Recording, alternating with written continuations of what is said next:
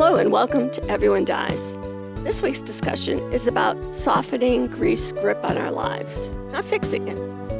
It's an invitation to breathe, to find cracks where light and life can re-enter, and to remember that moving forward doesn't mean leaving your loss behind. It means learning to live with it, one grounded, grace-filled moment at a time. So relax and settle in for our podcast about serious illness, dying, death, and bereavement. Because even though everyone dies, no one has to face it unprepared. I'm Mary Ann Matzo, a nurse practitioner, and I used my experience from working as a nurse for 47 years to help answer your questions about what happens at the end of life. And I'm Charlie Navarrete, an actor in New York City, and here to offer an every-person viewpoint to our podcast. We're both here because we believe that the more you know, the better prepared you are to make difficult decisions in a crisis. And please remember, this podcast does not provide medical nor legal advice. Please listen to the complete disclosure at the end of the recording. In the first half, Charlie has an internet post response about grief and our recipe of the week. In the second half, we have a contribution from Lucy Tate about life and grieving. And in the third half, Charlie has a journal entry from Greg, an active poster in the Dementia Family Facebook group. Hello, Charles. Hello, Marianne. Marianne, I've noticed recently, over the past several weeks, people are dying. And by this, I mean, because obviously everyone dies. But I don't know, Marianne, it just seems in the past few weeks, big names just dropping. I don't know. Well, a lot of people, want to do that before the holidays. When I worked in hospice, this was like a busy season because people would kind of die before the holidays and want to ruin holidays for their family members. And then between Thanksgiving and Christmas, it would get really, really slow. And then in January, it would pick up again. And it did it like every single year. So although, we don't have any real knowledge about being able to control when we die, apparently, at least with chronic diseases or end-stage disease, sometimes people can use all their will to hold on, and then come January. I did not know that. Okay, well, it makes sense to me now. All right, thank you. So they're just getting it done before Thanksgiving. Yeah. Actually, my mother did. But hers was way in advance of Thanksgiving. But my father was a little before Christmas. Okay. In our first half, our travels this week took us to Montana. Since the early pioneers first made their way west, Montana has earned a reputation for producing first-quality wheat and grains packed with nutrients and bursting with flavor. And one thing they like to make with their famous flour are cinnamon rolls. What could be better for your next funeral lunch than cinnamon rolls dripping in frosting? Absolutely nothing. Bon appetit. Next, when someone posted, "My friend just died and I don't know what to do" online, they were met by this reply from a self-titled old guy. The response describes grief to a T and is worth taking to heart, as we all will inevitably lose someone we love. I'm old. What that means is that I've survived so far, and a lot of people I've known and loved did not. I've lost friends, best friends, acquaintances, co-workers, grandparents, mom, relatives, teachers, mentors, students, neighbors, and a host of other folks. I have no children, and I can't imagine the pain it must be to lose a child. But here's my 2 cents. I wish I could say you get used to people dying, but I never did. I don't want to. There's a hole through me whenever somebody I love dies, no matter the circumstances. But I don't want it to not matter. I don't want it to be something that just passes. My scars are a testament to the love and the relationship that I had for and with that person. And if the scar is deep, so is the love. So be it. I'm sorry. Scars are a testament to life. Scars are a testament that I can love deeply and live deeply and be cut or even gouged, and that I can heal and continue to live and continue to love. And the scar tissue is stronger than the original flesh ever was. Scars are a testament to life. Scars are only ugly to people who can't see. As for grief, you'll find it comes in waves. When the ship is first wrecked, you're drowning, with wreckage all around you. Everything floating around you reminds you of the beauty and the magnificence of the ship that was and is no more. And all you can do is float. You find some piece of the wreckage and you hang on for a while. Maybe it's some physical thing. Maybe it's a happy memory or a photograph. Maybe it's a person who is also floating. For a while, all you can do is float. Stay alive. In the beginning, the waves are 100 feet tall and crash over you without mercy. Then come 10 seconds apart and don't even give you time to catch your breath. All you can do is hang on and float.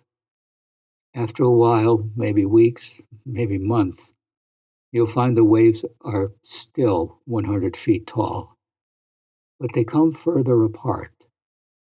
When they come, they still crash all over you and wipe you out. But in between, you can breathe. You can function. You never know what's going to trigger the grief. It might be a song, a picture, a street intersection, the smell of a cup of coffee. It can be just about anything. And the wave comes crashing. But in between waves, there's life. Somewhere down the line, and it's different for everybody, you find that the waves are only 80 feet tall or 50 feet tall. And while they still come, they come further apart. You can see them coming. An anniversary, a birthday, or Christmas, or landing at O'Hare. You can see it coming for the most part, and prepare yourself.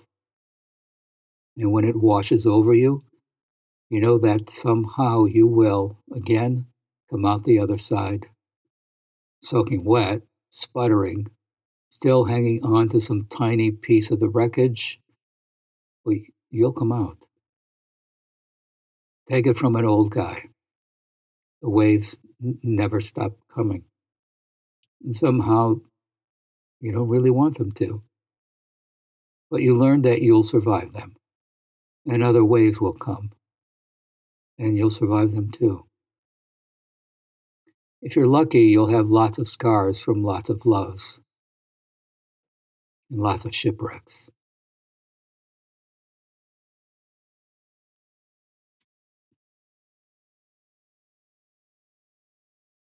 Please go to our webpage for this week's recipe for cinnamon rolls and additional resources for this program.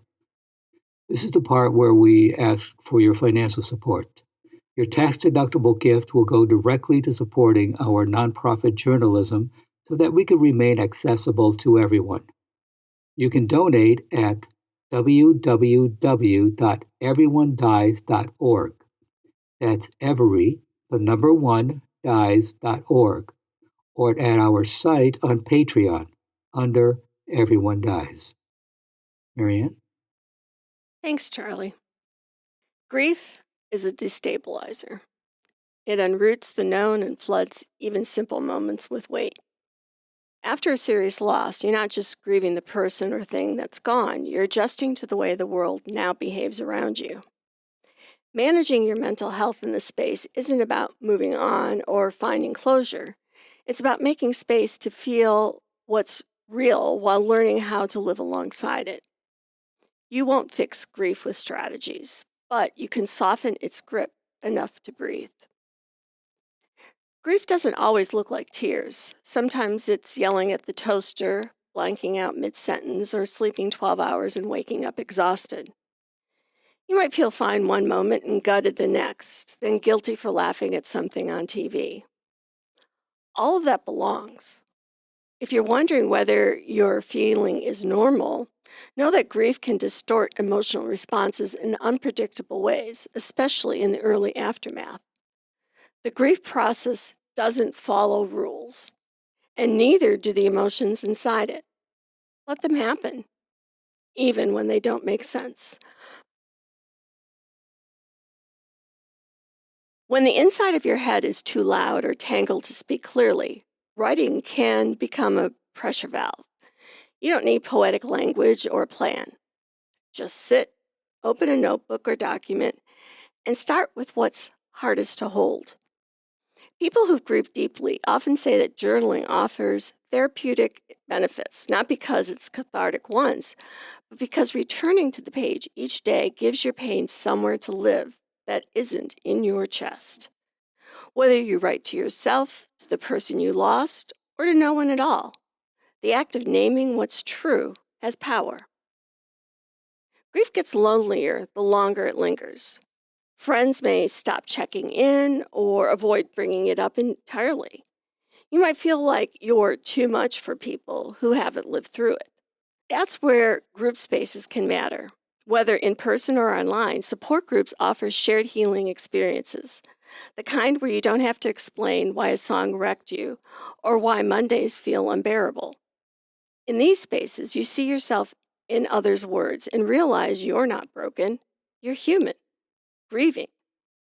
The burden gets lighter when it's shared. When you're grieving, things like sleep, eating, taking a shower can feel like mountain climbs. Start small. Create a short, realistic rhythm, not for productivity, but to restore a sense of ground. If that means drinking water first thing, stretching for 2 minutes, or going outside once a day, that's enough. Just one act of structure can stabilize you when everything else feels unstructured. And when that still doesn't work, remember support is still available when overwhelmed. You don't have to carry everything alone. Let someone in when you can. When grief is locked inside the body, words often don't help or can't reach it. That's where art therapy becomes useful. In this setting, a licensed professional helps you express difficult feelings using drawing, painting, sculpting, and other forms. Not to make art, but to reveal what's underneath. Research documents that art therapy unlocks inexpressible grief feelings and helps regulate nervous system responses by giving shape to emotions that are otherwise somatic and stuck. This isn't about being creative, it's about being guided through creative processes to access what's been suppressed. Food becomes background noise during grief. Some people forget to eat, while others can't stop. But what you feed your body affects what your body can hold. Balanced nutrition supports emotional resilience by stabilizing blood sugar, reducing inflammation, and giving your brain what it needs to regulate emotions. You don't need to overhaul your diet. Just notice. Am I eating enough real food? Am I drinking water? Try adding one nourishing meal per day. Your body is part of your healing. Don't leave it out. For some, grief cracks open more than pain. It opens questions. What now? What do I want to be? In that in-between, going back to school can offer focus, scaffolding, and a small sense of future when the present feels unlivable. Take a look here. If your bandwidth is low, flexible online degree paths lets you engage at your own pace. Whether you're curious about psychology, healthcare, business, or tech, structured learning can reintroduce routine, momentum, and a longer arc to orient toward. Grief often hijacks your nights with insomnia, early waking, and restless thoughts. This steals energy you need to survive the day. It's not just being tired, poor sleep compounds grief, making emotional regulation harder and hurting your immune system. One thing you can try is to follow a consistent sleep routine. Same bedtime, same wake-up time, dim lights before bed, no screens. For many people, improving your sleep environment and protecting the hour before bed can reduce late-night rumination that fuels grief. Also, movement, even in small doses, such as walk, stretching, or gentle yoga, helps reset your body, release some normal stress hormones, and clear the fog. You don't really need to do anything that I've mentioned. You don't need a plan or a perfect system. You need a crack just wide enough for air to get in. Some days that crack will be writing. Other days it might be a walk, a group, or just choosing to eat well. Grief doesn't obey your logic, but it can be companioned, softened, and honored. This isn't about healing all at once. It's about coping forward, slowly, clumsily, with grit and grace in equal measure. Grief changes everything, but with time, we learn how to live beside it. If today feels heavy, know that you're not doing it wrong. Every breath, every small act of care is a step forward. Let yourself rest. Let someone in. You don't have to carry this alone. Thank you for listening, and remember, healing isn't about moving on. It's about finding moments of gentleness and breath, even here, even now. Charlie, any thoughts? Yeah, I know for me, and longtime listeners know that my son Michael was murdered, like, gosh, 5.5 years now. People were, and this was during COVID as well. People were just so kind and generous, and as you were saying, I mean, people wanted to come over, just to hang out, bring food, and etc. I said no. I mean, a few people came, but I said mostly no because I'm one of those who needed to have to work through my grief privately. And what I found, I was house sitting at the time. There were these huge windows, and I just found comfort with all the sunlight coming in. I'd have my bad moments, but it was, it was. I needed that solitude, and like I said, without realizing it, the sunlight just really. It was, yeah. Obviously, it was warmth, but it just. I don't know why, but it just provided me with comfort. And I know that's not for everyone. I mean, folks want people around them, but I'm different that way. So yeah, I mean, it's like you were saying, I mean, people deal with grief in their own way, but the thing of it is to deal with it, and it's never going to go away 100%, which is fine. There are times now I need to give myself a timeout, and I take it because suddenly something pops in about Michael. Um, and for me, it's usually around every Halloween, those when they sell those little miniature candies. Mm. That was the first. When Michael went out on his first trick or treat, um, he didn't quite. So what? He was almost 2 years old. He didn't quite grasp the concept of why he needed to be in a costume, carry this orange plastic bucket. I said, "We'll just say trick or treat." And the first candy that was dropped in, his eyes just went. He said, "Look, Daddy." Like, well, let's try the next one. Yeah, after that, I had to keep running after him. He just kept running. It was really cute. Yeah. So, yeah. That's a great memory. Yeah. So yes, deal with it in your own way, but deal with it. It's there. It ain't going to go away 100%. For our third half, longtime listeners are familiar with our sharing of Greg's blog posts from Facebook. Greg has been writing for years about his girlfriend from grade school, whom he married, had children, and in their later years, cared for during her end of life with Alzheimer's disease. His girlfriend died on October 14th, and with his permission, is a recent blog post. It has been 1 week today. Grief, am I doing this right? Grief is natural and personal. There's no way to grieve, no fixed timeline. It can come in waves, sometimes when you least expect it.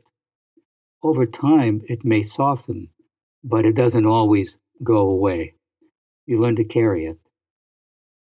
I have heard that all grief is unique. Let me explain mine. After my girlfriend passed last Tuesday. When she was declared gone, I expected a jolt of pain, maybe a collapse to the floor moment. It didn't come. I was stunned because I didn't feel any different. Nothing. Not a thing. I don't feel much different now. The truth is, I was already crushed, still crushed. Can you be more crushed? I did not moan or cry out. I fell silent, and I remained silent. Some have asked if I am relieved. I've answered no. I feel no relief at all. My heart has been broken for years. I cried myself to sleep too many nights to count. I've come home to a dark and lonely house every night since September 2021. Friends, I wish with all my heart she were still here. My grief is confusing. It may change tomorrow or the day after. Please don't judge me. I'm just trying to be transparent, hoping maybe my honesty helps someone else on this same painful journey. I received this note from a friend. She said she was simply delivering it for my girlfriend. And when you missed me most, remember that I have only built a house next door, a single breath away. We can whisper through the walls and send love notes in the shape of stars and sunsets and raindrops that look like jewels from heaven. And although things are hard for you now, I am not far away. I am absent only in flesh, but my spirit is dancing with the heavenly ones. We will reach each other again, I promise, just not yet. Find laughter again, okay? Find music and purpose in ways that feel alive. We are separated by a glimmer of time, an interval, the gentlest blink. Take comfort, boyfriend. I have only built a house next door. Signed, Greg, without his girlfriend. Please stay tuned for the continuing saga of Everyone Dies, and thank you for listening. You can find more episodes from our series about grief on Spotify, Apple Podcasts, or your favorite podcast app. Follow and subscribe to the show. Share it with someone who needs a little hope today. This is Charlie Navarrete. And from Margaret Atwood, author of The Handmaid's Tale, people die. There's things you can say that you wouldn't say when they were alive. And I'm Marianne Matzo, and we'll see you next week. Remember, every day is a gift. This podcast does not provide medical advice. All discussion on this podcast, such as treatments, dosages, outcomes, charts, patient profiles, advice, messages, and any other discussion are for informational purposes only and are not a substitute for professional medical advice or treatment. Always seek the advice of your primary care practitioner or other qualified health providers with any questions that you may have regarding your health. Never disregard professional medical advice or delay in seeking it because of something you have heard from this podcast. If you think you may have a medical emergency, call your doctor or 911 immediately. Everyone Dies does not recommend or endorse any specific tests, practitioners, products, procedures, opinions, or other information that may be mentioned in this podcast. Reliance on any information provided in this podcast by persons appearing on this podcast at the invitation of Everyone Dies or by other members is solely at your own risk.